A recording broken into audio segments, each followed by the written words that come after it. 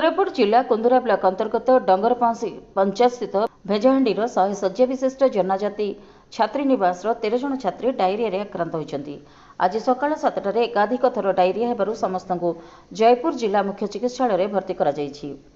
विद्यालय कर्तृपक्ष सूचना अनुसार छात्री तुलसी रामपुरिया, ममता भूमिया, पद्मिनी प्रधानी, भगवती खिल, सुआ परजा, बसंती माझी, अनिता बारिक, रश्मिता हरिजन, अंबिका सांता, गुरीमुणी तलिया, इच्छावती भत्रा, भरोसा माझी और मेट्रान झील सुप्रिया दास जयपुर जिला मुख्य चिकित्सालय चिकित्साधीन अच्छा।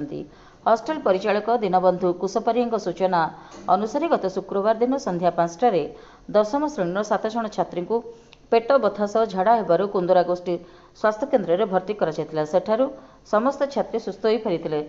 सेथिमध्यरु ता परदिन शनिवार पुणी 3 जन को जयपुर मेडिकल चिकित्सा करा जायतिला, सेमाने मध्य सुस्थ हो फेरी। आज सकाळे पुणी उपरोक्त 13 जन छात्री को जयपुर मेडिकल में भर्ती करा जायछि। एने मंगल अधिकारी सुज्ञान रंजन जाली को पचारिबारु प्रथमे आक्रांत होता समस्ते नवम और 10म श्रेणी छात्री थिले। मेडिकल फेरी हॉस्टेल रहिबा परे अन्य माने आक्रांत होइचंती। कोरापुट जिला कुंदुरारू Niranjan Panik report, Prime TV Odisha.